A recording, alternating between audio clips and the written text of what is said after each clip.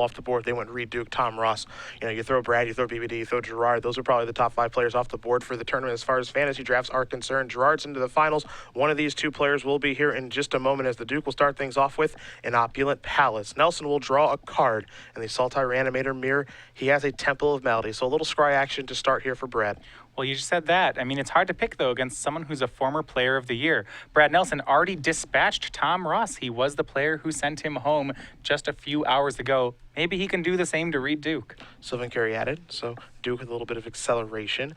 Nelson, on his second turn after drawing, will play a Temple of Mystery, so a little more scry action. Top card going to become the bottom card, and we're going to go back Duke's way. Now, one thing Duke can't do is accelerate, of course, into Sidisi. We know that, but he can accelerate into perhaps Ilana Blossoms, but he'll start with a Courser of Crewfix. Top card being a copy of Sylvan Wayfinder. Well, both players know each other's deck list and know that they're going to have to dig in for the late game. As a result, what I think you're going to see Reid Duke do here is instead of trying to accelerate into something like Eidolon of Blossoms, which might die right away, he's going to go with very conservative with something like Course of Crewfix. He wants to net as many free cards as possible here. Temple to see will put the Wayfinder to the bottom. Top card is an Urborg, so that'll be Duke's draw. Nelson will take a draw here. A little bit behind at this point is Brad, as Reid is starting to gain some small card advantage as he goes. Yeah, Courser of Crewfix unchecked can be pretty important in this matchup. It hasn't gotten Reid any free cards yet, but it will do work if Brad leaves one in play. At the same time, what Brad has going for him, as we mentioned before, is this Sidisi Brood Tyrant engine. He has that. He can mill into cards like Soul of Innistrad as well, with things like Satyr Wayfinder. He does have the ability to generate a lot of card advantage out of the graveyard. Farika here for Nelson. We're going to head back Duke's way. So the God of Affliction has shown up. Both these players have that card in main deck this week, and there's a Doomwake Giant off the top there for Duke. He has 3 main deck copies of that, so he is prepared to beat Hornet Queens this weekend. Farika, God of Affliction, a great card in this matchup, as it's very difficult to get off the board for the players, and its exiling ability is really good. Both players play a full set of Satyr Wayfinders. However, this early in the game, it's a little wanting because it's not going to do anything for quite a while. No one has anything in the graveyards, and Brad can't get enough devotion for it. Of course, if Crewfix going to come into the red zone here against Nelson, so Nelson going to come down to 18. Duke did play a land there in Windswept Tea, so he has the ability to fetch away, if he'd like to, that Doomwake Giant, or he could have that as his draw step. His choice depends on what Nelson does do for the turn. Nelson does have a copy of Sultai Charm in his hand. Both players have access to that card in their deck. 1 main deck copy for Reid Duke, and 2 main deck copies for Brad Nelson. Doomwake Giant's really kind of an interesting one in this matchup. It can be very weak in that it's a 4/6 for 5, but it does have some applications. It's great at taking down the Hornet Queen tokens, and in this situation, it's a good answer to the tokens that Farika creates. And because there is a Farika on Brad's side, I'm not surprised to see Reid draw the card.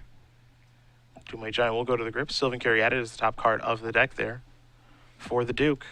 We'll see what he wants to do here on what is his 5th turn of the game.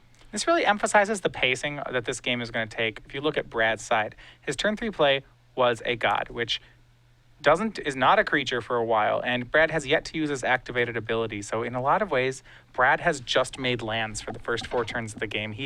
Really has no board presence right now. Well, it's been very unimpressive, the start here for Nelson.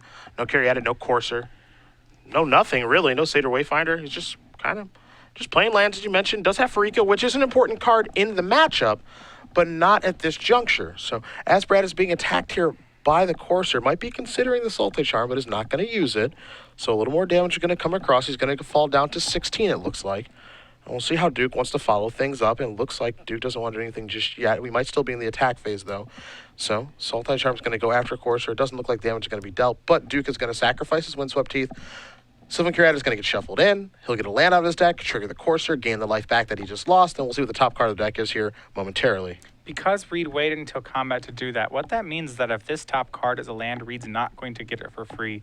This Courser will have been in play and died without ever netting Reid an extra card. So at the end of the day, it was actually a 1-for-1 trade, Sultai Charm for Courser, which really I think is what Brad's looking for. Yeah, Reid actually drew the Urborg, never put it, that was his draw for the turn, so never actually got an extra land off of the Courser, but it did pick up and buy out a copy of Sultai Charm. So perhaps it did its job, as the top card here is a Forest.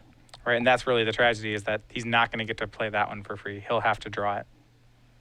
So Sultai Charm does take care of the Courser. 2 mana being tapped here by Duke. It'll be a copy of Commune with the Gods, so we'll take a look at the top couple. It'll be a Forest, a Hornet Queen, a Whip of Erebos, an Opulent Palace, and another copy of Hornet Queen. Well, putting whip into your hand and Hornet Queens into the graveyard is a great place to start. Brad does have some graveyard hate. He has Farika, so there's some tension here. Yeah, it's kind of interesting, right, where, he does have Farika out there, but he'll be giving Duke those enchantment tokens. So, there's some ups and downs. No Hornet Queens coming back, but, those snakes can be a little bit difficult to beat. Looks like Duke is going to select Hornet Queen. He'll put the rest in the graveyard. And what Reid actually did here that was really nice is he did crack that fetch land for the Courser in combat so that he could see the top card and decide whether or not he wanted to draw it or commune with it.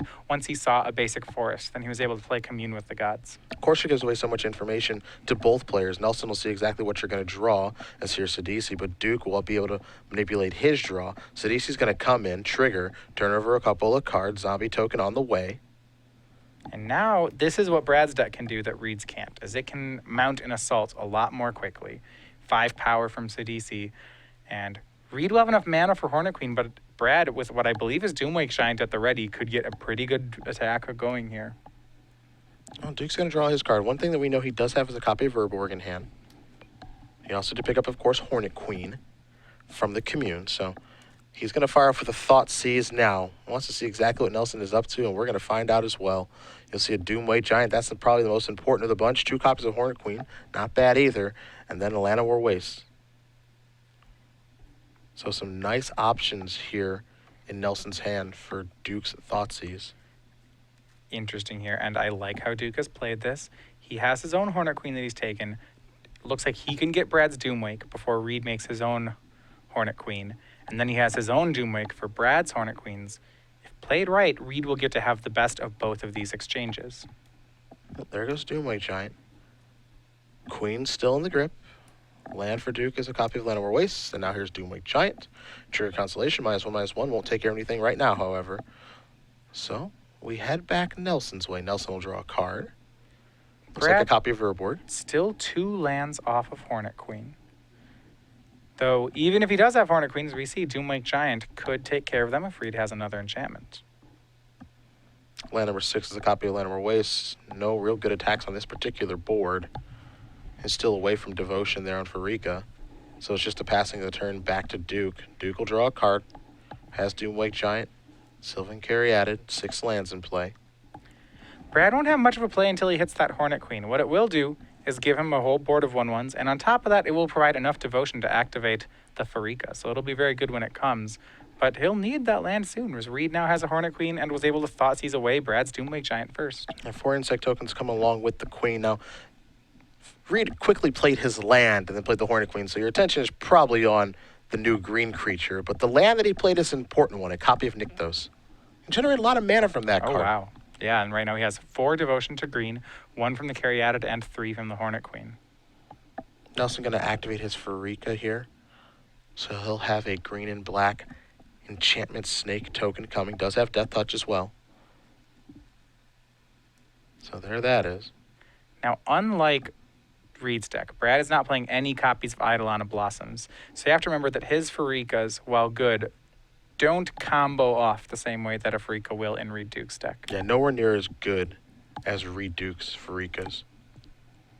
And nowhere near as good, obviously, with the engine that he has having. And Duke's deck, it does have Whip of Erebos, but it's mainly a Constellation deck.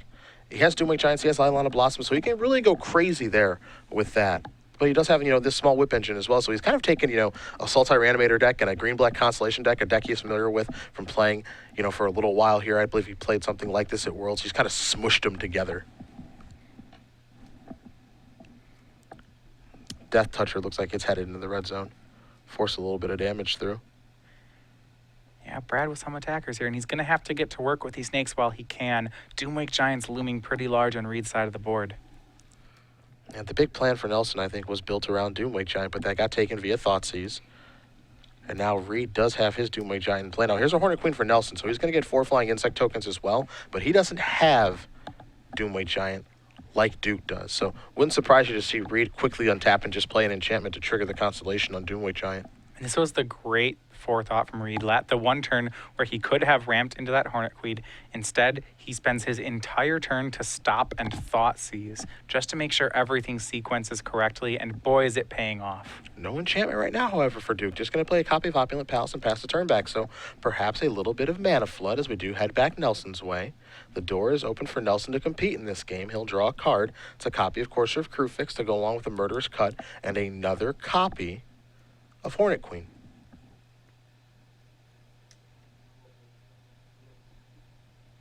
See how Nelson wants to sequence things here. I mean, Reid Duke without the first enchantment. Maybe Brad just tries to press the advantage while he has it. We'll see here. He's going to get more cards. Courser of Crewfix will help. There's 9 going to trigger the Courser. We'll see the top card of his deck now. It's a copy of Polluted Delta. Little devotion check there for Farika. Farika, of course, brings 2 along with itself. 2 from Sidisi. That's 4. 2 from Courser, 6. 3 more for Hornet Queen. That means Farika can attack, though. A 5/5 into a 4/6. A little bit more difficult than you'd like. Though, again, this may help in Murderous Cut. What you have to remember here is that Brad's deck has most of its late game in play. If you think about the things that he could do to make his deck even stronger, it's really only 2 things. He could draw a Whip of Erebos and his 1-of copy of Soul of Innistrad. Outside of that, because he's not a Nykthos deck like Reid, and he's not an Eidolon deck, things don't get much better than what Brad has going right now. He's going to have to try to hold on and move forward with this as he's reaching for those insect tokens. That enchantment Death Touch creature from Farika and Farika itself. Perhaps we'll even see the zombie attack that he made with Sidisi. And even Sidisi too. This could get interesting. Yeah, may want just everything in here. Sidisi, so many Death Touch creatures are on the board that Sidisi's not going to get much better. And he may just be using this Sidisi as an opportunity to mill a land off the top of his deck. That's enough value to sacrifice the creature for. Yeah, Polluted Delta is going to go away, but also a Forest and Opulent Palace will too. So now the top card we'll see from Courser is a copy of Satyr Wayfinder. Duke is going to figure out exactly how he does want to block in this situation, as he has insects with Death Touch as well. One of them is going to jump in front of Sidisi, it looks like, and we'll see exactly how he wants to set things up as far as blocking is concerned. We'll see an exchange of resources here from both players. Now, where things are really good for Nelson here is that Farika God of Affliction that he invested in all the way back on turn 3. Because if Reid trades off all his resources here, because Reid doesn't have things like Soul of Innistrad or Sidisi Brood Tyrant, the way he gets his card advantage back is through something like Whip of Erebos. But the Farika on Brad's side will really shut that down, which means Reid will be on 1 card per turn, and he'll be behind on the board right now after this attack. It's going to be difficult for Reid to make progress from here. Bunch of blocks, bunch of trades. Death Touch, of course, very helpful in this situation. But it looks like Nelson does get some damage through here, and he's got a little bit of an advantage right now. We'll see if he can further that along or not. So he does pass the turn back over to Duke. Duke will draw a card. Feels as though right now, even though we don't have a great look at Duke's hand, as though he might be flooding out a little bit. The danger is, even if he's not flooding out, I mean, we're not certain what not flooding out looks like. I mean, most of his heavy hitters are already accounted for. He only plays 2 copies of Hornet Queen in the main. One's on the table, one's in the graveyard. This is true. And a Whip's down there as well. You see Brad activate Farika at the end of turn, make another enchantment snake. Satyr Wayfinder the draw. Top card is a copy of Llanowar Waste. Trigger the Courser. That'll come in. He'll gain a life. We'll see the top card now, a copy of Sylvan Caryatid. So the only way Reid competes with Brad's Hornet Queen is a Hornet Queen of his own, but Reid can't draw one, and thanks to Farika, he can't really whip one. He just doesn't have any left in his deck. Brad got off to a slow start this game, but he's doing pretty good now. He's turning creature sideways yet again. Looks a lot like last turn. We'll see how Reid elects to block here, as he is definitely under some pressure now. Looks like Caryatid's going to get in front of the zombie token. The Death Touch insect will get in front of Farika, but of course Farika is indestructible, so that's not going to work all that well.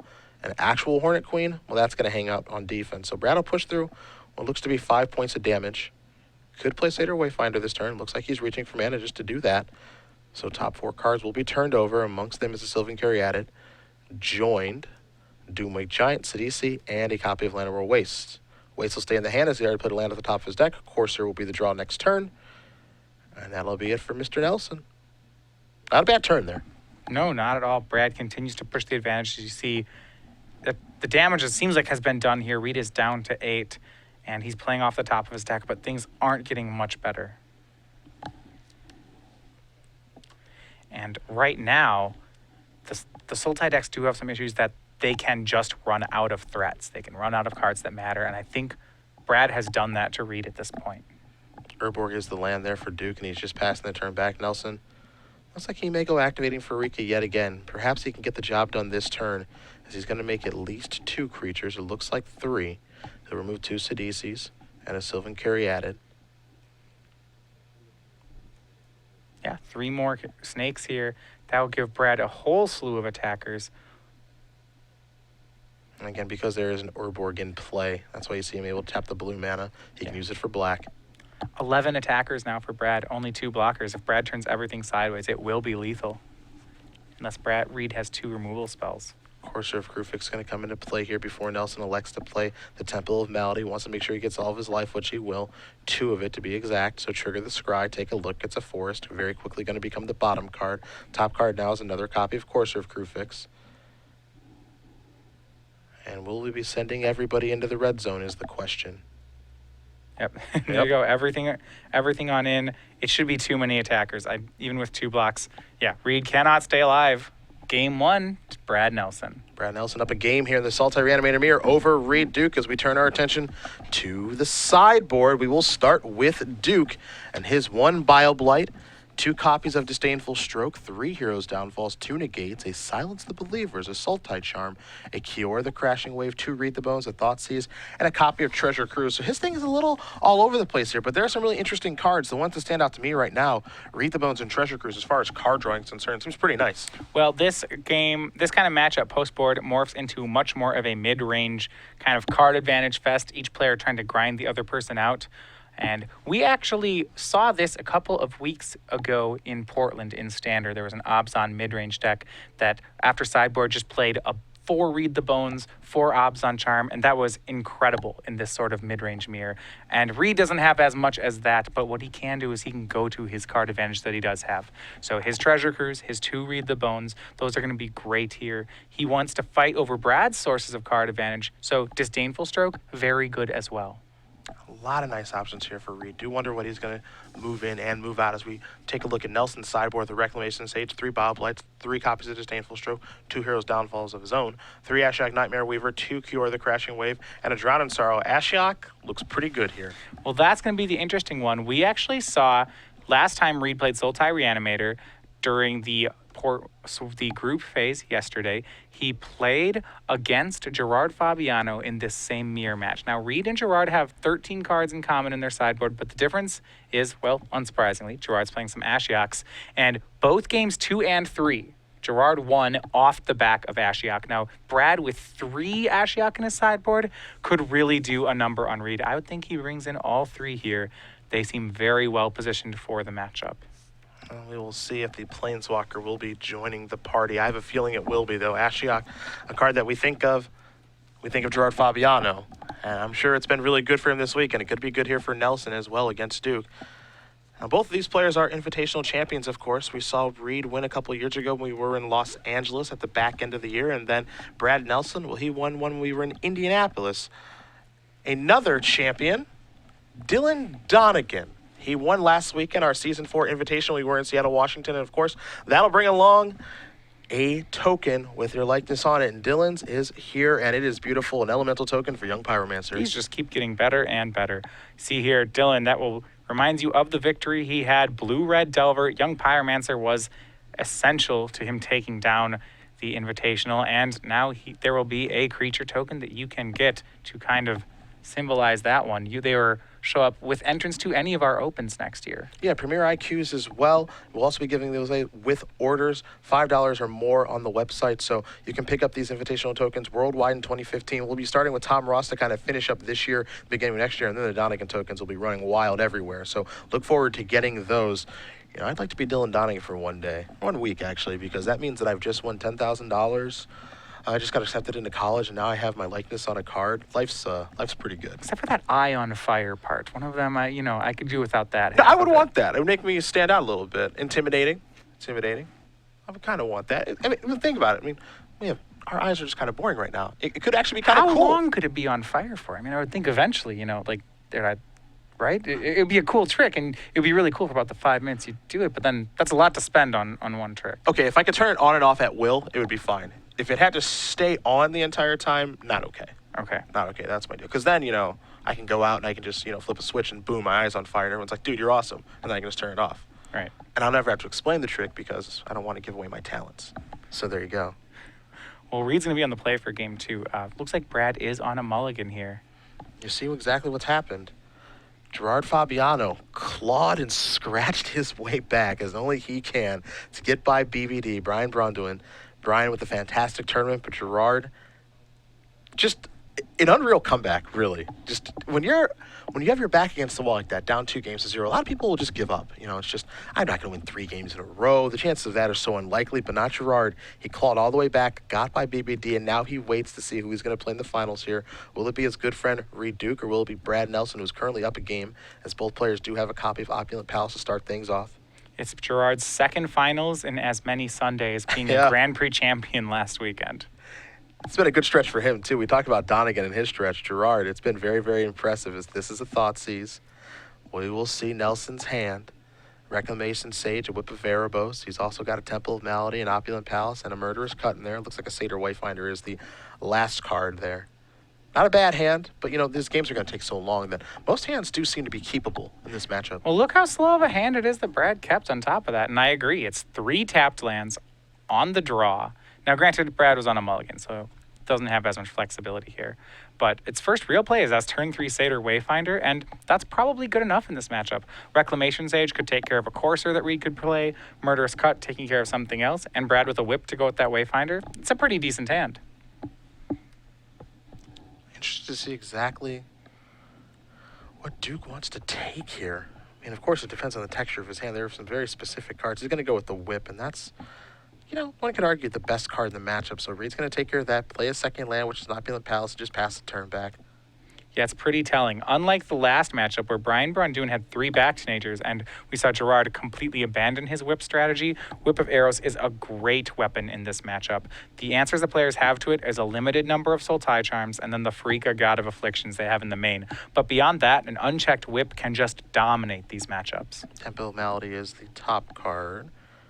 Is the card you just played, excuse me. Top card is going to stay on top there for the Scry. So a passing the turn there for Nelson. Could have played Opulent Palace that turn, but elected to Scry. Maybe looking to run into something like a Courser for the next turn. We'll see. And a lot of this is going to be about the grind. Reid the Bones, Courser of Crewfix. These are the cards that the players are going to want to find early on. See what Reid wants to do on turn number 3. You have to imagine he has a land to play, just trying to figure out which one it's going to be. It'll be a Land of Our Waste, followed up with the Courser of Crewfix. Top card of the deck is a Treasure Cruise. That one's from the board. Well, speaking of card advantage, this is where Reid wants to be right now. He has a Courser in play on turn 3. He knows right now that Brad can't answer the Courser this turn. Brad had a Murderous Cut, but I guess he could tap out with a fetch land to get rid of the Courser, but that's about it. That's not something he's going to do now. Here's a Satyr Wayfinder. Turn over the top handful of cards. Yavimaya is going to go to the grip. Other ones will go to the bin. And does he want to use a Murderous Cut on this is the question, because now he's got 4 cards down there. Now you see the Delta. Delta can be number 5. It's also the black mana that he does need. So he could take care of Courser. Question, I think, would be what does it leave him open to? What are the creatures he needs to save it for? In this matchup, there are some good targets for Murderous Cut, but especially because Reid is the person without Sidisi's, Brad I think can afford to be aggressive with this card. Hornet Queen, you don't really need to cut that one down. Probably the best target for it is Doomwake Giant, but Courser's a close second. Now there's the Delta. It'll be sacrificed. Nelson's going to go down to 19. I have to imagine a Swamp is coming out of his deck, and there that is. Yep, looks like he'll cut down the Courser of Crewfix. Yeah, it is interesting if you're supposed to just take care of that right away, if you're supposed to save a cut for a Doomwake Giant. And if you have multiple cuts, is it okay to just say, well, I'll use one here and then save the next one for a Doomwake Giant? It looks like he wants to use this first one. Yeah, there aren't that many better targets. So he'll leave the Sidisi in his graveyard in case he does hit a whip. Cuts down the Courser of Crewfix, and we're back to Reid Duke. Board's clean. Well, Reid's going to untap and draw the Treasure Cruise. We all know that. Let's see what the 4th turn brings here. Perhaps it's another Courser. It is. Top card. Temple of Malady. That's coming into play. Trigger. Gain a life and a scry. Nykthos is the card that Duke is looking at. That one's going to go to the bottom. So now we take a look at the next card. It's a copy of Reid the Bones. So card advantage is something that Reid can generate here between Courser, Cruise, and Reid the Bones. I mean, that's not going to be a problem. This is great for Reid. This is what he wants to be doing, and you see these cards coming out of the sideboard. Thoughtseize, he had some in the main, but more in the board. And these Reid the Bones and Treasure Cruises we're seeing, these are all out of the sideboard. I think Reid is really prepared for this for the remainder of the games. And 2 Reid the Bones, 1 Cruise in the board here for Duke. Brad going to play land number 4. This will be a Murderous Cut again to get Courser off the table and serve in for 1 point of damage. So Reid the Bones will be turned face down. But again, that will be Duke's draw. Nelson knows that, as does everybody watching. So Reid the Bones is added to the grip. It's aggressive use of Murderous Cut. A lot of respect for Courser Crufix coming from Brad Nelson. If he had something like his own Courser in play, these would be a lot stronger because Brad would be accruing card advantage. Right now, he is more or less playing defense. Every time Reid tries to gain extra cards, Brad is shutting it down. But Brad isn't getting extra cards of his own, so things are still staying pretty even. Reid is going to take the turn off, for lack of a better term, to cast Reid the Bones. So he's going to scry 2. We'll see if he wants to keep him on top, move him around, move him to the bottom. All that action, but given that he's not underneath a lot of pressure here, there's just a Satyr Wayfinder in play. Seems like a pretty decent turn to take the time off to get some cards. Even at the expense of 2 life. And it looks like he's just going to keep those. Play a Nykthos and just pass the turn back over to Nelson. So Nelson will untap those 4 lands and the Wayfinder. Take a draw. Looks like it may have been a copy of Sidisi. That'll be a pretty good one here. We talk about ways to get card advantage. If Brad does have Sidisi, the free zombies you get off Sidisi are pretty potent here.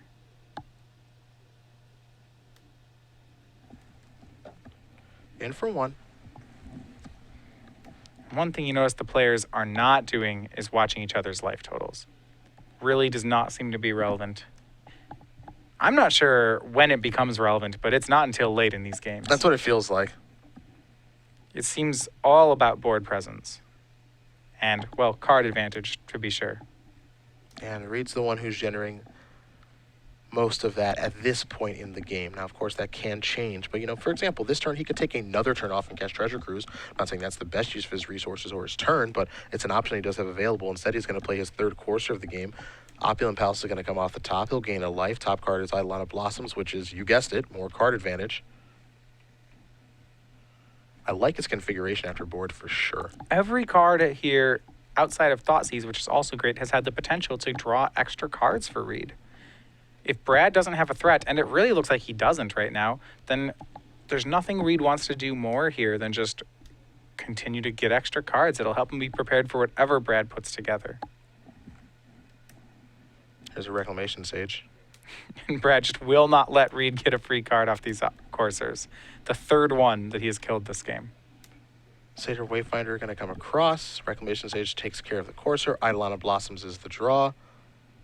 Reid going to organize some mana. He'll play the Eidolon, trigger, draw a card. 4 mana 2/2 is in play. Is there a follow-up here for Duke? Well, Temple Deceit's not a bad place to start. Take a look at the top card. Top card will stay on top and just pass the turn back over to Nelson.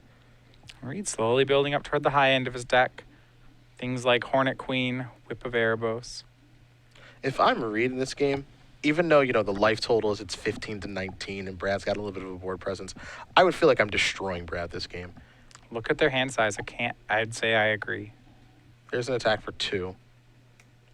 Brad going to play an Opulent Palace and just pass the turn back. Now, this isn't to say there isn't a good line for Brad. If you remember in game 1, what Brad was able to do was run Reid out of threats. And if Brad simply answers all Reid's threats, and I mean all of them in his deck, then it doesn't really matter that Reid has drawn extra cards if nothing can stick. Yeah, I mean, if Reid is just, you know, not drawing anything of consequence, then he's doing perfectly fine. He's going to serve in here with Eidolon Blossoms. Nelson's going to go down to 17. But I would be surprised if that is the case. He's going to tap 4 mana now. It's another copy of Eidolon Blossoms. A couple cards coming here for the Duke. And this is going to get out of hand if Brad doesn't have a way to answer it. Something like Bile Blight. Or just ways to get rid of these Eidolons. If every enchantment Reid draws him 2 cards, there's no way Brad will keep up. It won't take long. before the game is over. And we saw from Gerard Fabiano against the odds on aggro deck of Brian Braun-Duin, this card was a bit of a liability. When your opponent's playing 4/4s for 3, it just wasn't big enough despite its powerful ability. But this matchup, things are completely different. Here's Farika now. If you want to talk about drawing some cards here, those snakes that Farika makes, those are enchantments. And Reid with a full grip here, he can draw cards at will right now. Treasure Cruise in hand, Farika in play with 2 Eidolons. He'll just be at whatever number of cards he wants to be. Yeah, this feels like a runaway already. Farika is in play now. You check the devotion. It's on. 2 for itself, 2 for Eidolon, 2 for Eidolon, 1 for Sylvan Caryatid. That's 7. There are 2 Eidolons in play. Farika with Nykthos in play. Now you're really getting out of control as far as the amount of green mana you can provide. Maybe someone checking for an Urborg, not one in play right now, but things can just get really out of hand here. If Duke is able to untap, it does get really, really scary. And for Nelson, I think he's stuck with just a land in his hand. I see a Manic Influence over there. There's a copy of Kiora. That's okay, but I'm not sure that keeps up with what Reid is doing. Brad's going to take the time to minus that and draw a card, and he's not going to waste any time. He knows he is beat. Now, again, in this situation, it's just like, look, you could just play it out, but Brad is getting destroyed on the card advantage front. How's he going to keep up with that? And that's something actually that Brad Nelson as a player, you see do, a lot of other pros don't. I think it comes from his background of being a Magic Online grinder. A lot of times would play simultaneous tournaments, and one of the things that he got very good at doing was identifying which games were in reach and which ones were not. So you'll see a lot of times that he correctly knows the key moment when this game doesn't need to be played anymore. And I think in that situation, what happened is that we talked about how Reid is kind of playing this Constellation style of Reanimator. He got to be the Constellation deck here. He got his Nykthos in play. He got a lot of green mana symbols. He got some Eidolons going. And that kind of late game isn't really something Brad can contest with. Brad's playing a Sultai deck with Sidisi. He's creating, incremental advantage out of the graveyard. He's not doing anything like tapping lands for 7, 8 mana, making 5 creatures, drawing 6. That's way out of his range. Yeah, the card advantage battle, taking a look at the sideboards and just the composition of the deck, seems to favor Reid. Again, you think about the turns of that game, because you mentioned the life total is not really going to matter in the early stages of the game. You're not going to rush your opponent out of the game in this particular matchup. So taking a turn off to cast Reid the Bones, taking a turn off to cast Eidolon of Blossoms, you saw exactly how the exchanges went. Reid plays a Courser. Brad, okay, I'll Murderous Cut that. Okay, sure. The third Courser actually drew a card. You Murderous Cut that. Well, I'm +1 card. Now I'm going to play an Eidolon, draw a card. If you Reclamation Sage that, I suppose, you're keeping a little bit of parity there, but now it's Eidolon of Blossoms number 2 with 1 already in play. Draw 2 cards. Now there's Farika, and now things are spiraling out of control. Brad played his Kiora, he drew a card, and he said, I can't keep up with this. I'm just going to move on to the next game. And maybe part of the reason that he moved on to the next game very quickly, one reason I can attribute to, as you mentioned, Magic Online, let's just move on to the next game mentality, but 2, maybe he's not happy with how he sideboarded. Yeah, well, one thing which I think we're learning as we go along with this is because of the devotion part of Reid's strategy, maybe Brad has to reevaluate his role in this matchup. I wouldn't be surprised to see him be more aggressive with his plan here. If, more cards like Sidisi, Ashiok, he's going to have to keep hands that put a lot of pressure on early, because if this goes late, it seems like Reid is a runaway. Yeah, maybe the first game was an anomaly. I'm not entirely sure, where Reid does have a pretty decent late game going. He has Doomwake Giant. He has Hornet Queen in play. Brad has to play his Hornet Queen. Reid just draws, plays a land, passes the turn back. No enchantment for the kind of mini blowout of sweeping away all of the insect tokens. And then Reid just didn't really do anything. I think the late game is exactly where Reid wants to be. And I think, as you mentioned, the early and the mid game is where Brad wants to be. Maybe pushing an advantage with Sidisi, something like that. But the later we go, it seems like the worse things get, because Reid can just see more cards than Brad over the course of a game. Yeah, so tied at 1-1. Remember, this is a best of 5. So if Brad does want to switch up his strategy, he will have plenty of games to figure it out. Now, I do like some of the options that Brad has in his sideboard. Disdainful Stroke is good in this matchup for multiple reasons. There's Whips to counter. There are cards like Eidolon of Blossoms and Doomwake Giant, Hornet Queen 2, which Reid has 2 copies of, though it makes you wonder if those are in after sideboard due to the fact that Brad has access to Doomwake Giant. Ashiok is great here for Nelson. That's a difficult card for Duke to beat, and, it's a card that they do have to answer relatively quickly. So I think that there are some nice options here for Brad, but I think he's got to be the player who pushes their advantage and is just trying to tip Reid over and never let him get set up and take turns off to cast Treasure Cruise or to cast Reid the Bones. Yeah, his cards will function very well when he's ahead. Things like Ashiok, Disdainful Stroke. These are good if he has control of the board, but when the board is even or Brad is behind, Reid is going to draw more cards than Brad, and it's just going to get more and more difficult for him.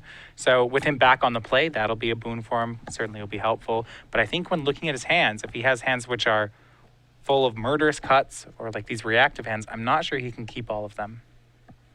I'm inclined to agree with you. I think, just watching how that second game played out, the first game went to Nelson, and it was pretty straightforward. Plays a Farika, kind of gets that going. Had a murderous card for the Doomway Giant. The Doomway Giant had a small window to take care of the insect tokens. Duke didn't have an enchantment. Things went Nelson's way. But if that's how the sideboard of games are going to go, Nelson is in a whole lot of trouble here. Yeah, Brad won game one by playing the late game, but I'm not sure he can do that for the remaining ones. Yeah, just Reid has so many great options. We haven't even talked about a card like Silence the Believers. The later we go, the better that one gets. Yeah, absolutely. It can take care of a Doomway Giant and something like a Sidisi all in one hit. Yeah. It's kind of scary, just if you're rooting for Brad, if you're Brad there in the chair just thinking, wow, that game was an absolute disaster. Now, Brad didn't draw that great. He drew a couple copies of Murderous Cut, quite a few lands there. Kiora not playing a huge role in that particular game, so maybe his draw shapes up a little bit better this go-around. But, if the games look like the second one did, Reid Duke's going to be moving on to play against his buddy Gerard Fabiano in what is very close to a mirror match, one that Gerard has already won once this weekend. But we're not going to get too far ahead of ourselves. It is only game 3 of 5 after all. Nelson will be on the play. He's going to keep playing Opulent Palace, and we're underway. Interesting to see what kind of hand each player presents. How much pressure can Brad get down early? Now, that's not to say his deck has to be an aggro deck. I mean, that's just not what he's playing. But as we saw before in the early games, Brad had nothing but a Farika and 4 lands on the first 4 turns. I imagine he'll try to be more aggressive than that. Reid Duke's going to make the top card his bottom card with Temple of Malady. We're going to head back Nelson's way. It's a copy of Satyr Wayfinder, so we'll turn over a couple of cards here. Forest, Verbosa, Kiora, and Llanowar Waste among them. He'll go with the Llanowar Waste. Perhaps he needs a little bit of black mana. The rest will go to the graveyard. And pass the turn back over to Reid. Now, keep in mind, Brad does have a copy of Kiora in his hand already. I'm a little curious to see exactly what role the Planeswalker does play in this particular matchup. Yeah, well, it's another card that if he gets ahead really early, I suppose, can be threatening. Say he has a turn 2 Sylvan Caryatid. He could just make a turn 3 Kiora, start to draw cards, maybe plus it. It's a source of, and nothing else, it's a source of card advantage out of Brad. Woundswept Heath will be sacrificed. Duke going to go forest hunting. So 2 lands in play. We'll see if it's maybe a Caryatid here, or perhaps a Satyr Wayfinder of his own. Either way, it will be 2 mana. It'll be a Caryatid, so Duke does have the mana acceleration here. And we'll be heading back Nelson's way, see what he can put together on his 3rd turn of the game. Yeah, see, Brad Nelson with some card advantage here does have his own copy of Courser of Kruphix. He'll play that. Evolving Wilds on top of the deck, pass the turn back. The Waste being able to provide black mana there perhaps could have mattered in case Ashiok was in Nelson's script. He's already got the blue there from Opulent Palace, but not the case. Just a Courser with an Evolving Wilds on top. That'll be Nelson's draw, so he send it back Duke's way. See what Reid can put together on his 3rd turn of the game. Likely going to have access to 4 mana here. Yeah, he can steal some initiative here. Though, to be fair, with these Sultai decks, if you're not playing Sidisi, ramping to 4 actually isn't all that helpful. So one of the best things that you can do with this ramp is, I was just going to say, is play Courser and then check for a land drop. There's no 4-mana spell that you actually want to play more than Courser of Kruphix. Nikto's going to come in. Trigger, Courser, gain a life. Top card here is the Thoughtseize. Evolving Wilds will be the draw. Yavimaya Coast will come off the top of the deck. Now there's a copy of Mana Confluence, so Nelson will gain a little bit of life. Now both players have Coursers. Both players gain a little bit of an advantage here. Will Nelson take the opportunity to cast Kiora, or we go with Sidisi? It's going to be Sidisi. So, turn over a couple of cards.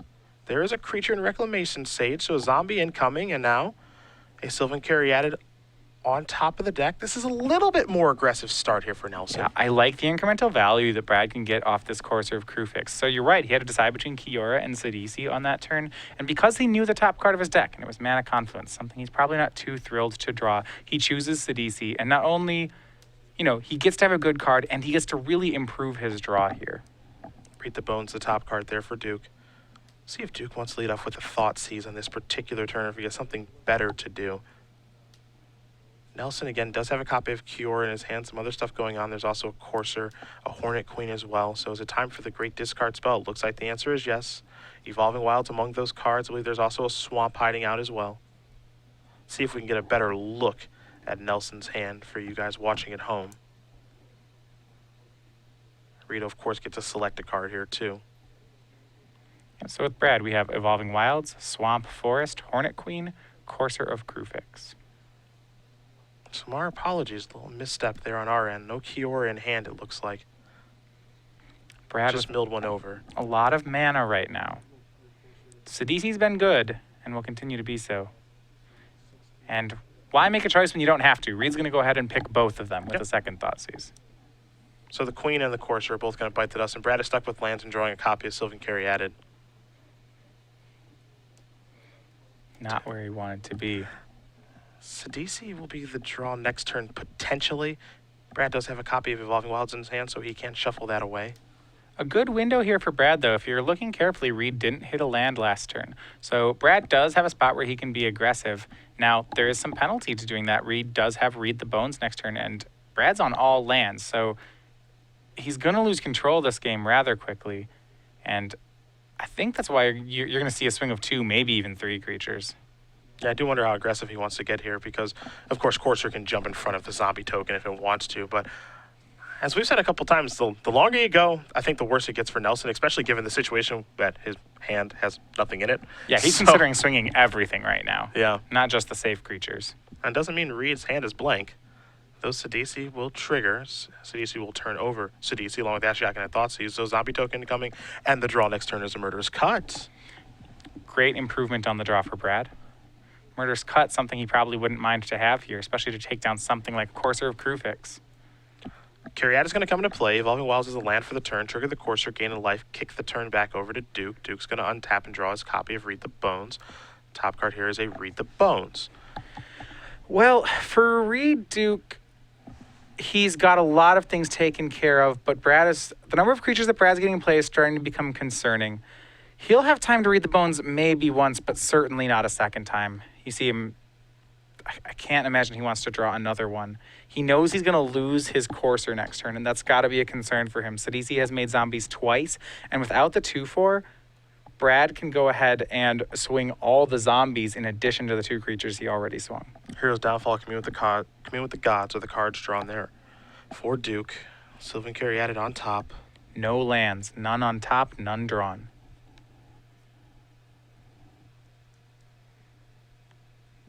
A tough break for Reid. Yeah. If he has Murderous Cut, he does have 1 Caryatid and 4 cards in the yard. He could make that play. Nelson going to draw his Murderous Cut. Top card hits a copy of Llanowar Waste. He'll take that, trigger the Courser, gain a life. And top card now is a Llanowar Waste. I think Brad may have pulled it off. He may have had a draw that's aggressive enough to capitalize on the fact that Reid has stumbled here. Yeah, aggressive enough and the stumbling. That's the combination. He's going to get another zombie token here from Sidisi. Duke wants to take a look at the graveyard, see exactly what Brad's got working over there. Top card's Llanowar Waste yet again here from Sidisi. I think at this point, Reid is looking at the yard because he wants to have a better image of Brad's board plan. He may be sensing that this game has gotten away from him. Looks like it's going to be a Murderous Cut now before blockers. On the Courser, perhaps. Yes. That'll bite the dust. Reid's going to have to figure out how he can block here, but he's in a world of trouble right now, especially because he knows he's going to draw Caryatid.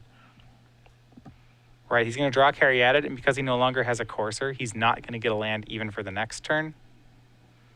So 3, 4, 5, 6, 7, 8 points of damage are going to come across. Nelson, with not much of a hand, but right now, fortunately for him, he doesn't need one. Duke going to draw the Caryatid. We saw that from the Courser. But his mana issues have come back to hurt him in this particular game, and I'm not entirely sure there's a way for him to work himself out of it. Just like Eidolon of Blossoms took Game 2 for Reid, Brad's own 4-drop Sidisi Brood Tyrant was the reason he got Game 3. They generate card advantage in different ways. Sidisi making creatures to allow Brad to continue to be aggressive. Eidolon, of course, drawing cards for Reid. Brad going to sacrifice Evolving Wilds here. Perhaps Reid just playing this game out to pick up a little bit of information due to Courser providing it. Brad going to search up a basic land. There's a swamp, so we'll see the top card of Brad's deck here in just a moment. But it looks like he is one attack step away from going up 2-1 here in this matchup. And just as Gerard had to climb out of a hole, it seems like Reid might have to as well. Not as big of one. Reid's down 2-1, not 2-0. But for both of the New York, New Jersey players with their Sultai Reanimator decks, it's going to be a comeback. Sultai Charm. That was the draw for Brad this turn. Murderous Cuts on top, so back-to-back removal spells. Everybody's going to come on into the red zone. Turn over a couple of cards.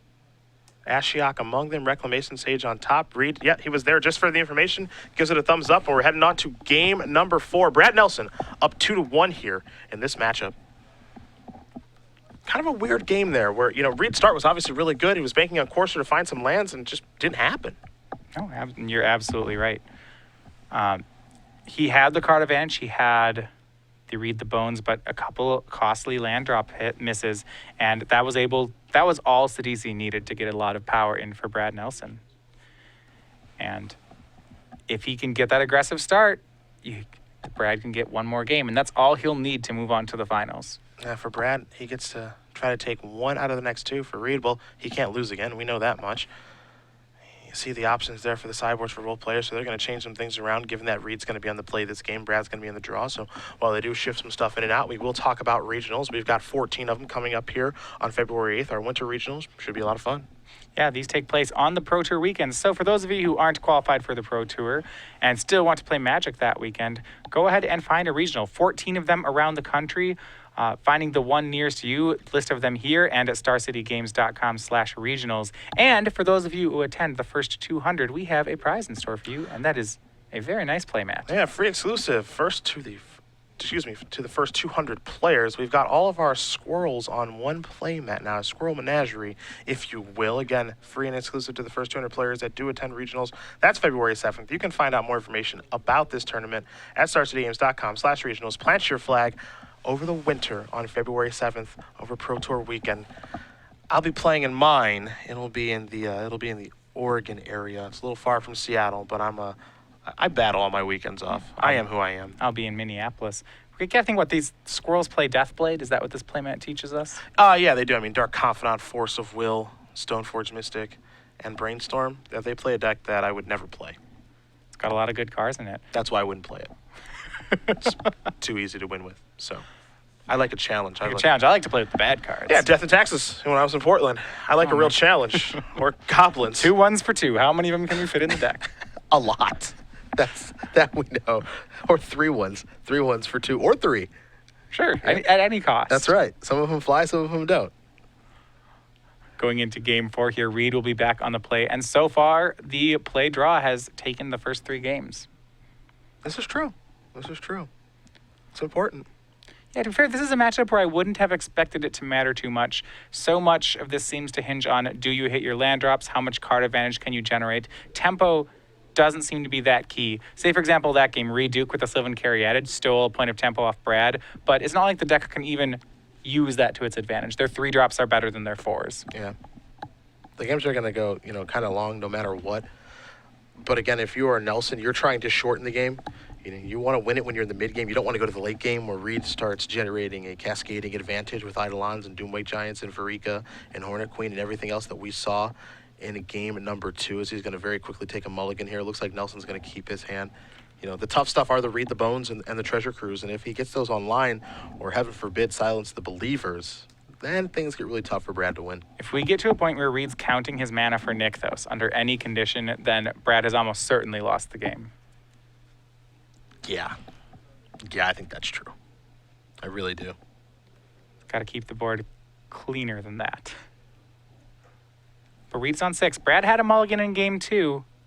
Meant he had to keep a reactive hand, which was not the role he wanted here.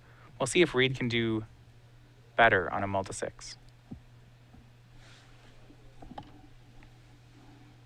Again, mulligans, mulligan's a mulligan. You're not thrilled about it, but wise man once said, mulliganing is not a punishment, it's a choice. So Reid's hand may have been okay there, and he may have just chosen to mulligan, not finding what he was looking for. We'll see if this 6 is a choice or a punishment. It looks like he's going to keep it. See how happy he is as he plays a Temple of Deceit. Fair amount of contemplation on that mulligan means he's probably looking for something. He's going to keep it on top, pass the turn back. Nelson couldn't wait to draw his card. He'll start off with the Temple of Malady. Top card becomes the bottom card. We're heading back Duke's way. And trading temples on the early turn. The first order of business for Reid is going to be to see if he can play the game, if he can assemble enough lands plus spells to compete. Thoughtseize here. We'll see a Thoughtseize on Nelson's side, along with a Soul of Innistrad, a Doomway Giant, a Satyr Wayfinder, a couple of lands there in Temple of Malady, Llanowar Waste, and Polluted Delta. So no Courser there for Brad, but everything else does look pretty good. You know, Wayfinder's an early play. Thoughtseize lets you get a look at the grip. If he does go a little bit later, he does have Soul of Innistrad and Doomway Giant. So not a bad hand, a hand I think you're going to keep almost always. I really like this hand from Brad. It's the chance that this hand stumbles is very low. He has all 3 colors of mana, so that part is great. He has a turn 2 play. He can make his way up to 4 lands. He had a Thoughtseize, and he has a late game card or some source of card advantage. I think this is what he wants. It doesn't have a Thoughtseize anymore. That's what Duke elected to take. Also could have played Satyr Wayfinder this turn, but elected not to. Gonna play Temple Malady instead. Top card becomes the bottom, and we head back Duke's way. Duke will draw a card. Third turn is a Forest. Follow it up with a Courser of Krufix. Not a bad start. Still can carry it to the top card. So why Brad plays the Temple here, actually, what I believe is his turn 3 play is going to be Satyr Wayfinder if he doesn't find anything else. But on the off chance that he manages with his Temple to find a Reclamation Sage or a Courser of Krufix, then he'll have a much better turn 3. So I think he's scrying there to see if he can set one of those up. Well, he put the top card to the bottom. And you can see it was an Opulent Palace, so he didn't want to draw that. However, as he does fish out a land with Polluted Delta, it looked like his draw for the turn was a copy of Reclamation Sage. And that'll slow down Courser of Krufix. Now, Reclamation Sage does have a ton of targets in this matchup. And it's hard to say if Courser's the best one, but it is one, and he's going to take the opportunity to kill it. Yeah, well, what I really like it, that Temple in a roundabout way set up the Reclamation Sage draw, and what that means is he's punishing Reid's mulligan. Brad was up 2 cards thanks to being on the draw and Reid mulliganing, and that Courser was an opportunity for Reid to come back, to economize and gain some extra cards. So Brad's just going to try to, keep his foot down and really not let Reid get off cards like Reid the Bones, if at all possible. Sylvan Caryatid going to come down there for Duke. If all of Reid's cards just count for 1, Brad will be +2 most of the game. Satyr Wayfinder turning over a couple. Kior and Reclamation Sage among them. Murderous Cut's the 3rd card. Yavimaya Coast is the 4th. That's now in Nelson's hand. See what the land's going to be for the turn. He's got a couple of options over there. That second Reclamation Sage in his graveyard, those are the 2 copies in Brad's deck. 1 in the main, 1 in the sideboard. He has boarded in the second copy. And unsurprisingly, given the matchup, so many targets in Whip of Erebos, Courser, Doomway Giant, Ion of Blossoms. So Brad deciding exactly what he does want to do here on this turn. Again, he does have an Opulent Palace. You have Mycos that he did reveal, so he's got some options as far as land to play. Looks like a quick stop in play. If there is a judge's ruling to be announced, we will let you guys know at home. Not too sure at this moment what the hiccup may be. Yeah, in this situation, though, both players, it's been a lot of value plays on each side. Brad getting some free mill, getting to blow up the Courser of Krufix and get a 2-1. Neither of those particularly effective right now, as the 0-3 is keeping both of them offhand.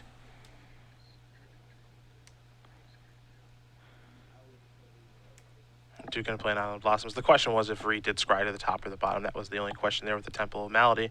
Looked like Brad may have forgotten, so no big deal there. Eidolon going to trigger, draw a card, of course. Eidolon, Now, a great Thoughtseize. card for Reid. Yeah, it really, really is. Thoughtseize is pretty good, too. See Doomway Giant, Soul of Innistrad, a couple of lands over there. Opulent Palace, Llanowar Waste, and a Forest. Brad waiting patiently as Reid will take a look at the graveyard. So here's the thing. Reid has an Eidolon of Blossoms down, and if you weren't with us for Game 2, that was the way Reid managed to win the game. He got 2 of these in play and very quickly ended it. Brad does not yet have an answer to Eidolon, and Reid knows it. So he gets to draw a card here, and if he has another enchantment, especially if it's something like an Eidolon, it won't matter that Reid started out on 6. Doomway Giant bites the dust. Thoughtseize here off the top for Nelson. Hero's Downfall. See you later. No cards in the hand for Reid. Mm-hmm. So his mulligan still catching up to him, but what he has going on right now is he has an Eidolon, and it has not died yet. The Duke needs an enchantment. He does. If he doesn't find one soon enough, there's a worry. Now that Hero's Downfall is gone, Brad can play the Soul of Innistrad and start bringing back all these creatures. The Duke has found an enchantment. Sylvan Caryatid, it's the Yeah. draw. However, what a draw it is. He draws a card off the Eidolon and then gets a free land off the top, and his next card's another enchantment. This is a great series of plays for Reid. Pretty good start. He needed something big there. Corsair was able to trigger the Eidolon. Eidolon was able to draw a card. Corsair then put a land into play. Now Eidolon's getting into the red zone. Here's a Sylvan Caryatid. Pretty good start is an understatement. This is fantastic. If on Reid's next turn, this Doomwake Giant will sweep up the rest of Brad's board, draw a card. Look at how many things Reid suddenly has on the board compared to Brad. Well, here's the big Soul of Innistrad. That's going to come down. That'll be Nelson's turn. He'll pass the turn back. Now, again, Doomwake Giant's the draw. So that's step one. There's a land on top. So the land's going to come into play for Corsair. That's Opulent Palace. Trigger, draw, card. Okay, then. Now there's a Hero's Downfall. And Reid with 8 mana can not only play Doomwake Giant, but can play Doomwake, draw that Hero's Downfall, and Hero's Downfall the Soul of Innistrad all in one turn. That's a pretty good turn. Doomwake Giant's going to come in, trigger Constellation twice. Once on Doomwake itself, once on Eidolon. Now here's Hero's Downfall, get your Soul, get in for 4 points of damage. And I remember that Brad was winning this game. It wasn't that long ago. We said, boy, if Brad can't kill this Eidolon, it really can come back to punish him. And I didn't mean it like this. Well, now Brad's got catching up to do. We'll take a look at the graveyard because there is a Soul of Innistrad down there, so he can't activate that and bring back 3 creatures. And the creatures he can bring back, well, they're not bad. He's got 2 Reclamation Sages down there, so he's got some pretty nice options, but all of a sudden he's under the gun. Yeah, so Brad he still has a good amount of plays here, but his life total is going to be low. He's going to take 8 next turn. He'll go to 5. Things were looking good, and now, yeah, his options are limited. I mean, he could play Corsair this turn if he wants to, but I think his plan here is to say, all right, I'm going to activate Soul of Innistrad, I'm going to pick up some creatures and pass the turn back. So that's all he can do right now is pass the turn back. Duke can draw Temple of Melody, Hero's Downfall on top of the deck. He's keeping up pretty well here. See if he wants to play the Temple this turn. He's going to start by attacking for 8. Nelson's going to go down to 5. And if he does play the Temple, how does he want to use it? Because Hero's Downfall is a pretty nice draw. And, you know, by playing the Temple here and just saying, I'll keep my Hero's Downfall on top, you're really not doing very much with your Temple at all. Temple's a great resource. Imagine Reid can hang on to it. There is advantages to having mana in play if you were to have an enchantment on top, because then it would draw a card, and you might want to play the card you drew. He's just going to hold on to the Temple, though. Nelson's going to activate the Soul.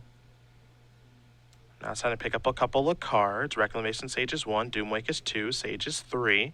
3 very, very good cards in this situation. Yeah. If Brad thought he had the time last turn to play Corsair, I think he would have. However, that luxury seems all but gone. What Brad can do here is he can Sage away the Eidolon and the Doomwake Giant. And yeah, he'll go to 3, things will be bad, but he will have taken care of most of Reid's threats. I don't hate that turn. Doomwake has to go. I don't know which of the other 2 enchantments he's going to get rid of. My guess would be Eidolon, but it could just as easily be Corsair. The swings in this game have been fierce. Looked like an easy one for Nelson after that Thoughtseize took a Hero's Downfall. He was so far ahead. But Eidolon of Blossom is a very, very powerful card, as Reid has just demonstrated. He's going to start with Corsair. All right, so saving one of the Sages, he's going to get some free cards here. Mana Confluence is the one he takes. He's up to 6. Top card now is a copy of Ashiok. That one's interesting. We'll see if Brad has enough time to use it. Ashiok, an interesting one. We saw Gerard play against Reid earlier. The Ashiok helped use Reid's Coursers against him. Gerard, between his pluses on Ashiok and Reid's Courser, was able to really deny Reid ever drawing it out. If there was ever a good card, Gerard would just plus the Ashiok. It's a Reclamation Sage, you have to imagine. Again, Brad's got 2 of them in his hand. It's just how does he want to go about using one? Well, Doomwake Giant is a lot of damage here. And remember, Brad's going to lose one of his creatures to Hero's Downfall as well. So in order for him to stabilize, I think he needs to get the biggest power. He'll get the biggest power creature off the board. There's your Reclamation Sage. He's giving this a lot of thought on what to kill. Yeah, there's another target he's very interested in right now. I mean, that must be the case because, I mean, to you and I, it does seem a little obvious. You could just get the 4/6 off the table, but he's thinking long and hard about killing something else. And Yeah. he's going to. It's going to be the Courser of Grufix. Wow. Hero's Downfall is going to get turned face down. That's going to be the draw. Again, Temple of Malady is in Duke's hand. He'll take a draw for the turn, add the Downfall to it. We don't know the top card of the deck, but Nelson taking maybe a creative line, making Duke think about it a little bit. Here comes Doomwake. Well, just Doomwake swinging. Yep. There's a block. Means that he can get rid of that Reclamation Sage before Doomwake just takes care of it for him. Yeah. Reid has a Downfall in hand. Not sure whether he'll use it now. Brad getting the free card doesn't seem too backbreaking for him. We can't forget about the Temple of Malady, too. Temple of Malady is going to come into play now. Take a look at the top card. See if it stays on top. Nope, it's going to become the bottom one. So mystery draw coming here for Duke. Just pass the turn back. Nelson going to untap. Ashiok will be the draw for him. You see his Courser in play. Though Duke may stop him in the draw step, we'll see. Satyr Wayfinder on top now. Is he willing to let Nelson keep going with his Courser, maybe gain a little bit more life? He's picked up the information on what the top card is. Oftentimes you see players stop the other person in the draw step when they have a removal spell for Courser. But perhaps he's saving the Downfall for something better. Until Brad gets rid of the Doomwake Giant, Reid has him covered. Now, Reid knows that Brad has Reclamation Sage in his hand, so how he plays it, he can play it a lot of different ways. He knows about the Doomwake Giant, too, that Nelson does have. Pick that up with Soul of Innistrad. Looks like Brad's going to start on Doomwake Giant. If he has a second enchantment, he can actually just get the Eidolon of Blossoms. And again, maybe not. Untaps the 5 lands, so it's a tough situation. Up 2 games to 1. Back kind of against the wall in this game. Things have shifted in a big way. It looked like he had a big lead, and then Reid came all the way back. Here is Doomwake Giant trigger. Yeah, but it looks like Brad may be turning things around again here. May have stabilized. Right now, Reid's creatures shrink once. If Brad goes for another enchantment, Reid can save his guys with Hero's Downfall. Takes 1 for Mana Confluence. Courser. Here's a second one. Yep. And Reid may downfall the Doomwake before this hits the board. If it hits the board, Reid will just lose his Eidolon of Blossoms right here. I mean, Brad is clearly forcing his hand here, right? I mean, he's basically saying, look, you have to Hero's Downfall my Doomwake Giant, or you're going to lose your Eidolon of Blossoms. And I think that's what Reid was saving the Downfall for. If he was going to let all that happen, you probably would have seen him last turn just downfall the Courser of Grufix. Brad going to play a land here. Excellent sequencing here by Brad to do all of this before making his land drop means he gets to gain 2 when he finally does go for Llanowar Wastes. Yeah, it looks like he didn't take a damage from the Mana Confluence because there's an Orborg in play on Reid's side, so I want to make sure that we do have that right for you guys. That's an enchantment. That's a Courser of Grufix. Oh, no. Oh, wow. And remember, we've noticed this with these Eidolon of Blossoms from Reid, they can get out of control real quickly. And you're going to see that. Wow, what a huge draw there from Reid. This is going to be a lot of cards. All right, well, that was 1 draw off Courser. Now it's going to be Eidolon. That'll draw 2 cards, 2 Eidolons. One of those cards is going to be a Courser. Reid can draw 2 more. Don't forget, Doomwake's triggering throughout this, too. Satyr Wayfinder and a Courser of Grufix. Yeah, this is going to be the 3rd enchantment for Reid. Yeah, if he plays the Courser right now. Correct.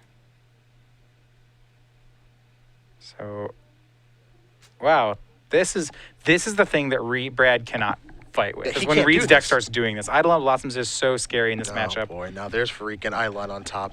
This looks like game 2 all over again now. And Matt, think about what Reid started this turn with. It was just a very innocent Eidolon of Blossoms on a lot of untapped lands, and Reid just out of control here. Yeah, you know, he had Eidolon, he had Doomwake Giant, 2 Caryatids, and now all of a sudden his board is just blown up. 3 cards in hand, 3 creatures added to the board, a Farika added to his hand. Let's not even begin to go for how good that's going to be. Yeah, Farika with Doomwake Giant, Eidolon of Blossoms is just out of control, let alone 2 Eidolon of Blossoms out there. Coursers, of course, giving away information on when lands are coming or when real spells are coming. For a game that was back and forth, it looked like Nelson had it again when he thought seized away Duke's last card, which was a Hero's Downfall, and he said, well, Reid better draw an enchantment. Oh, he did. And things spiraled back out of control. And now here we are. Brad's going to gain 2. He'll go up to 4. Top card's a Swamp.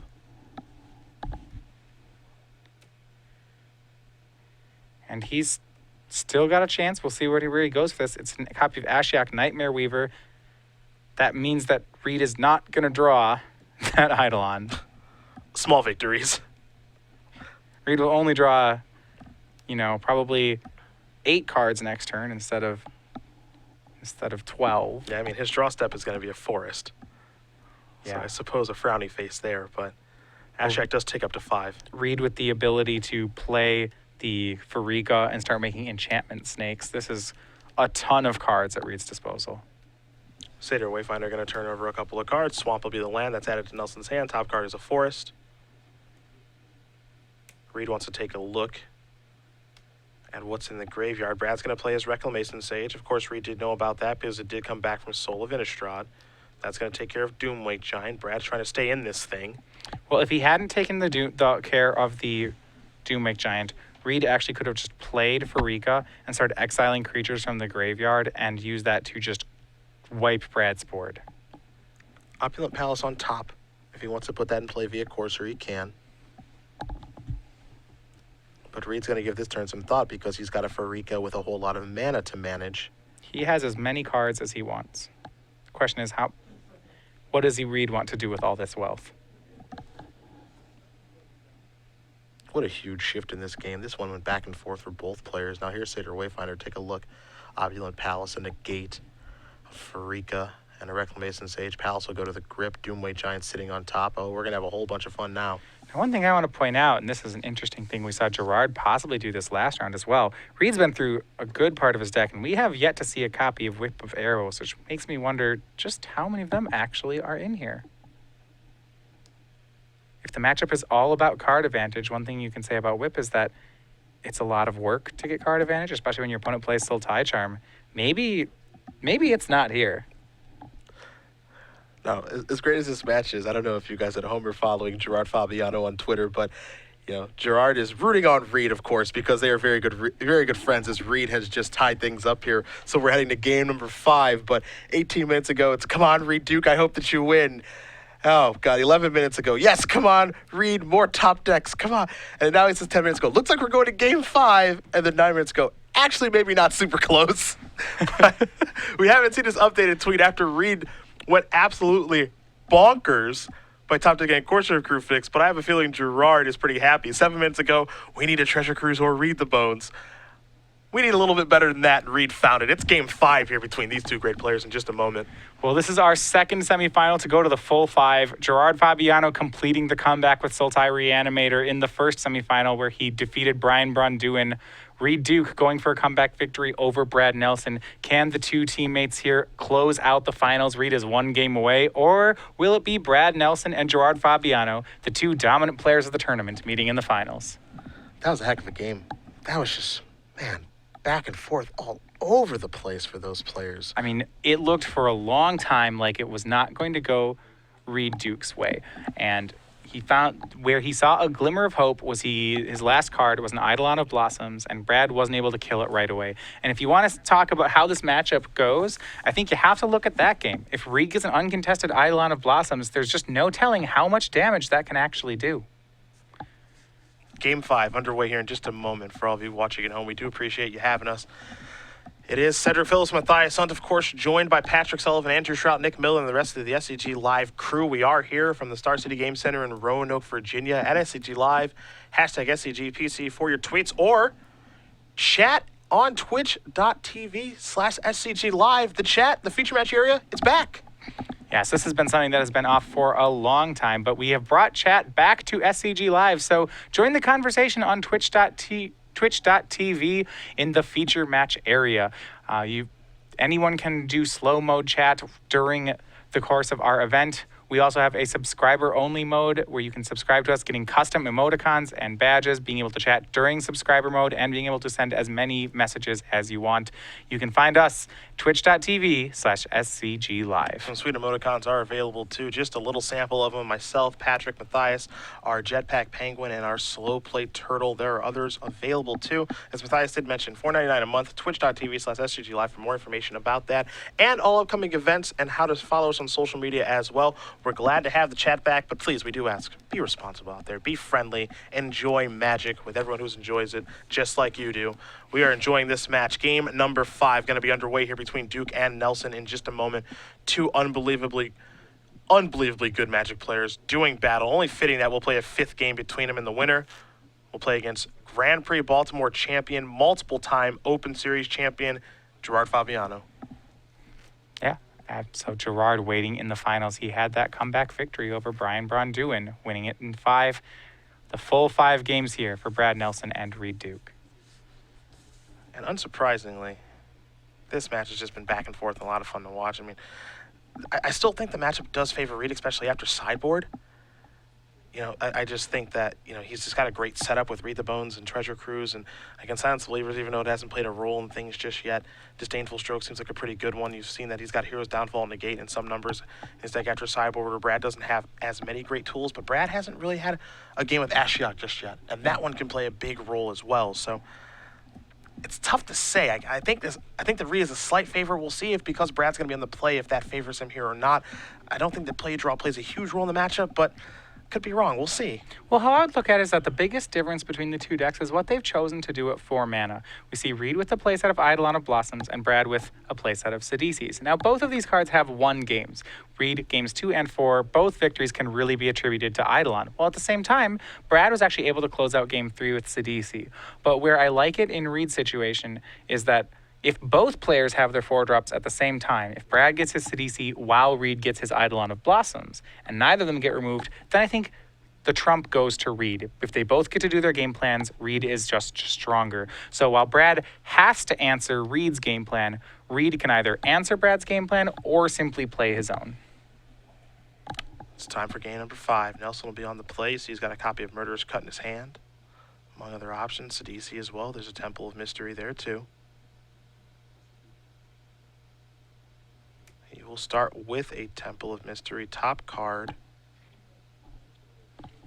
Where's it headed, Brad? That's the question. It's going to stay on top. Into Sidisi. This is a good thing for Brad on the play. These are the kind of cards they want to be seeing in the matchup. Opulent Palace and a passing of the turn there for Duke. Brad will draw.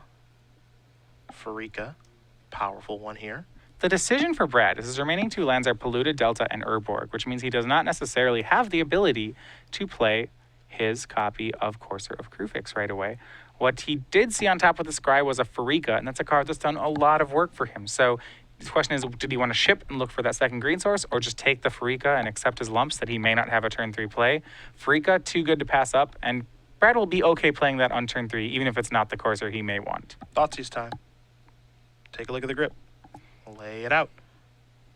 Polluted Delta, along with a Sidisi, a Murderous Cut, a Courser, Farika, and then the Reclamation Sage. So pretty good hand here for Brad. Doesn't need a little bit of lands, doesn't need that second source of green mana, as you did mention, but at the very least, he will have a turn 3 play in Farika, so it's not the end of the world. Also, because Urborg is out there, he doesn't even have to sacrifice the Polluted Delta, so it's not all bad here for Nelson. The question is what Duke wants to take. There are a lot of really nice options here. Well, does Reid he has to weigh the odds that Brad draws a green source next turn, versus the necessity to get rid of something like Farika. It's just going to go with Farika here. And that makes sense. When that card was on the table, it was very troublesome for Reid. It's really good for both players in this matchup. It really, really is. Reid's going to put the top card to the bottom. Brad's going to draw a card as a green mana. Basic Forest. Great draw for Brad. Murderous Cut on top. It's a big draw. Big draw. Absolutely. Next turn, this means he guaranteed has the Sidisi along with Courser of Kruphix. This is where he wanted to be on the play with a 3-drop into 4-drop and a removal spell to back it up. He has a good engine of his own, and he has the cards to take care of Reid's engine. So Brad is set. The question is Reid also set? If Reid's hand is of similar power, going back to what I said earlier, then things are still probably advantage Reid. Duke is deep in the tank on what to do on his 3rd turn of the game. Was hoping to maybe fade that green source for Courser. You know, Courser isn't in your face, the advantage that provides, but it's slow and steady. And that's what kind of wins the race in this matchup. Brad wants to get a couple of cards from that. We know he's going to draw a Murderous Cut for the turn. We'll see what's going to come next. And Duke does not have a 3rd land. Oh, Unbelievable. Wow. And that could be lights out for Reid. Keeping a 2-lander with a Thoughtseize and a Temple, certainly decent, but there is the risk if you don't hit the land that you might be slowed down. The question is, how hard will your opponent punish you for it? And here, I think the answer is pretty hard. Brad has Sidisi. Could be a lot of power. But he is not casting Sidisi. He's just playing a polluted delta and passing the turn back. Refuses to play it in this situation. I am a little surprised, I will say that. Yeah, he does have the option to play something like Murderous Cut. But I'm intrigued as well, because what this means is that if Reid doesn't have a play, I don't think Brad casts a spell for the turn, which means he doesn't capitalize on the missed tempo. But knowing Brad Nelson, maybe just removing that blocker is more important than anything else. I don't want to waste off the top. This is a Reclamation Sage. That's not something I would want to Murderous Cut. Ugh. No, and that's not that's not what Brad wanted to see. I mean, that's a great way to catch up if you're Reid. I think he was hoping that Reid would play something like Courser and that he could Murderous Cut it. But Reclamation Sage, Brad ends the turn with 4 untapped lands, and now things are back to being even. There's Sidisi. Take a look at the top couple. Not a creature. And now all Nelson can do, it looks like, is pass the turn back. Things are shifting back and forth between these two players. Yeah, and it may have been that Brad really wanted the second copy of Courser and didn't want to mill it off the top with Sidisi. And so he opted for the Murderous Cut line, thinking it's about as good unless Reid has Reclamation Sage, which is true. Having a second Courser and insurance policy on the first certainly isn't bad. But as things have played out, it does seem like it bit him a little bit here. 2 mana. Carry added, pass the turn back. Over to Nelson. Nelson gonna draw. It's not the land drop that Reid wanted there, but it does help. Better than nothing.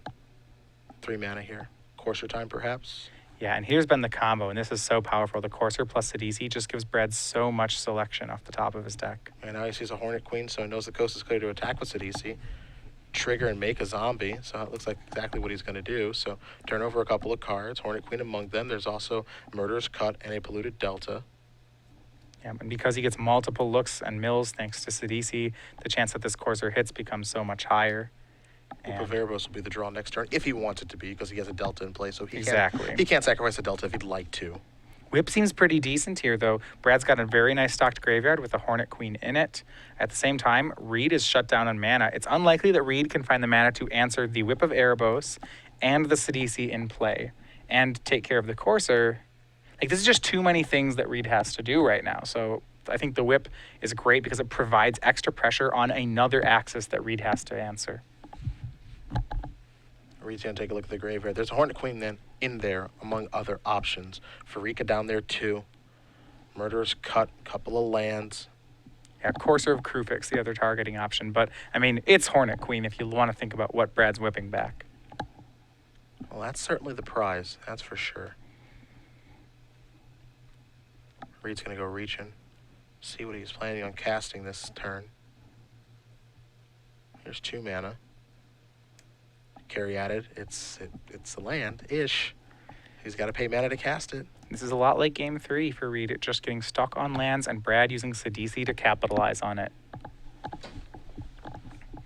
All Duke can do is pass a turn back. Whip of Erebos will be the draw. Take a look at the top card. It's another copy of Whip of Erebos.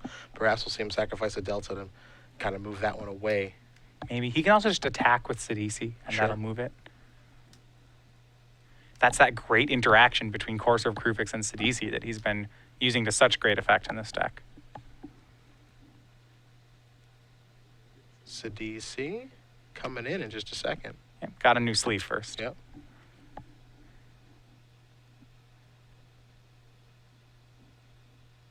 And may just be her. No great reason to swing the zombie for Brad. We'll see what he does here. Let's trigger it. Sultai Charm among those cards. No zombie. Yeah, so Sidisi right now batting 1 for 3 on hitting creatures. That much has been helping Reid. So even though he's behind, Brad's not, Sidisi's generated 5 power worth of creatures instead of the maximum 9 that she could have done. Temple of Malady comes in. Trigger. Little Scry, little Life Gain. Cure is on top now. See if Brad maybe wants to take this opportunity to try to resolve Whip of Erebos, but he is playing against a deck that does have a negate. So he's not going to do that just yet. He will just pass the turn back over to Duke. Well, I like what Brad's doing. Murderous Cut seems more relevant than almost anything else. He doesn't have to present more pressure yet. Reid does have to tap his mana to do something, and when Reid does, that's when Brad plans to make a move.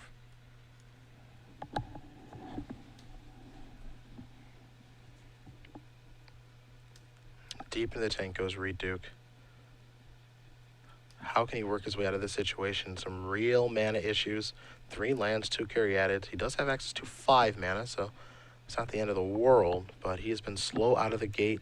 Here's a copy of Farika and a passing the turn devotion check. 2 from Farika, 1 from the Sage, 1 from each carry added. It's at 5. In the late game, Farika's a great card, but right now it's not what Reid's looking for. He doesn't have a creature in his own graveyard to turn into a Death Touch snake. Yet. He could chump. I think his plan is to chump with Reclamation Sage and then eat it and make a snake. And if Reid can survive to the late game, this Farika will get some value. But it's not really what he wants. Cure the draw. Farika on top here for Nelson.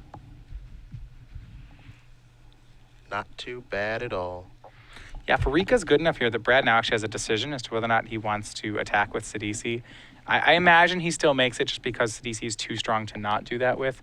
But losing the Farika is a blow. He only plays the 2 copies. One's already in the graveyard.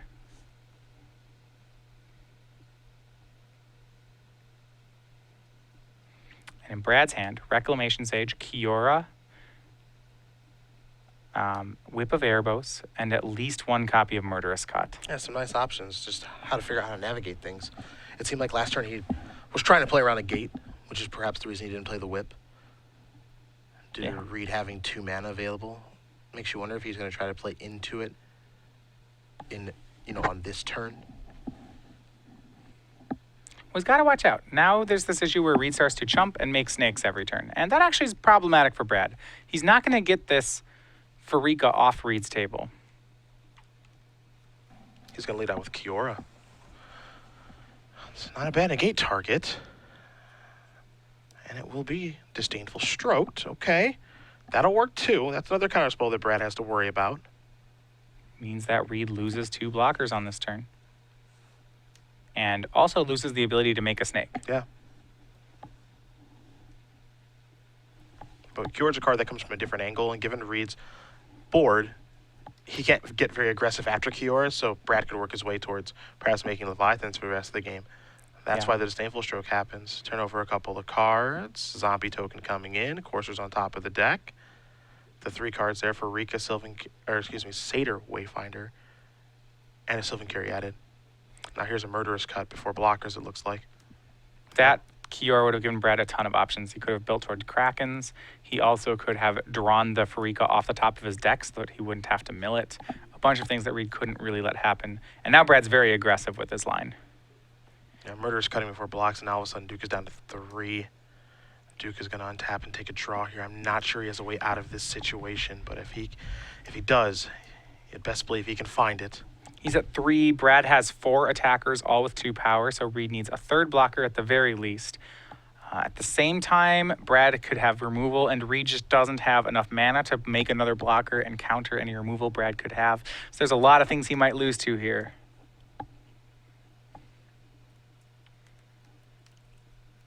But that's the recipe for him to stay in the game. He needs to just hold off this damage for now. I think a kill spell at Sidisi, something like Murderous Cut, would be great for Reid here. But he still doesn't hit the 4th land, and he may have just missed it too many times. He just passed the turn back.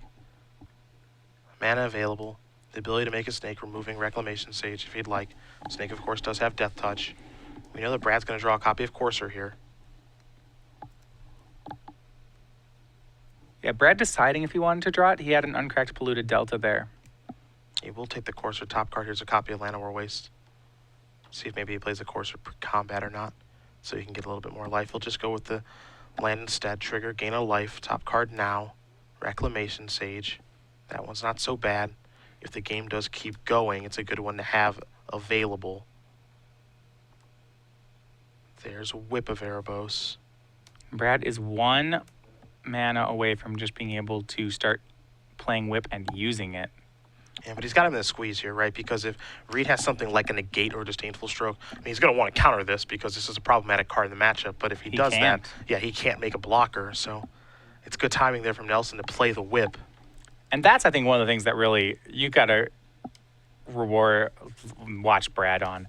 I mean, a lot of not jamming that whip into open mana earlier, even though he was so far ahead. Now finding a window where he has just enough pressure that Reid can no longer counter the whip, even if Reid has the counter spell. Yeah, patience is key.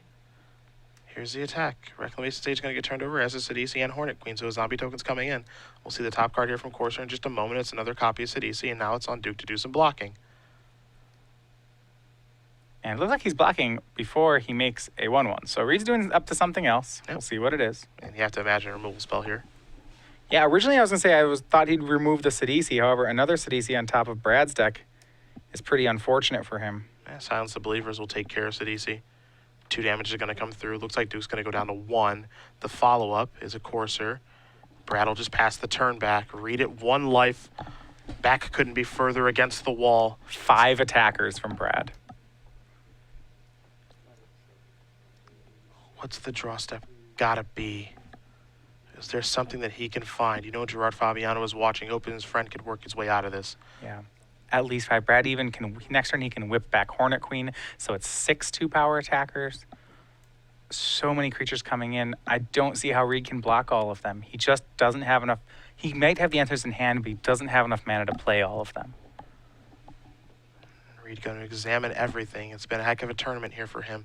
He's going to keep playing on. It's a Corsair. Take a look at the top card. It's a Nykthos. If he's able to, you can put that into play. The question is how much mana can he generate? You take a look at the Devotion. 2 from Corsair, 1 from Farika, 1 from each Kyriadid. That could be 5 green, but you have to tap both Kyriadids to be able to do that. Either way, he's going to put Nykthos into play. Trigger the Corsair, going to go up to 2. Take a look at the top card. It's a copy of Opulent Palace. And 3 blockers in play. That's just not going to be enough. And I think this should go to Brad Nelson as long as he turns the board sideways. Reid has no colored mana in play, so there's no tricks hiding out here. Everything's on the table. Duke just passes the turn. Brad going to take a look at his graveyard. Probably for a whip, just to make sure of something. He's going to untap.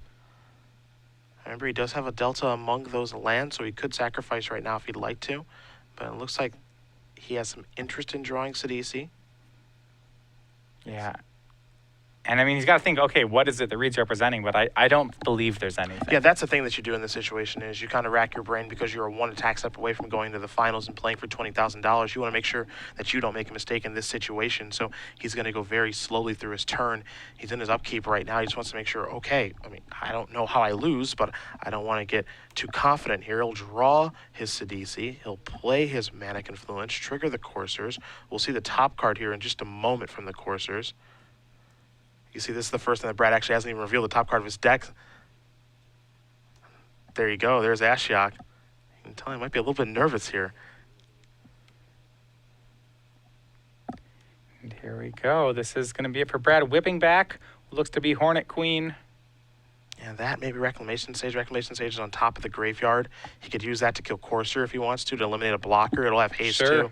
That's pretty good. Takes care of that. So now it is 6 creatures in. Reid only has 3 blockers. At 2 life, he needs to block 5. That is not close to enough. And a full swing will do it.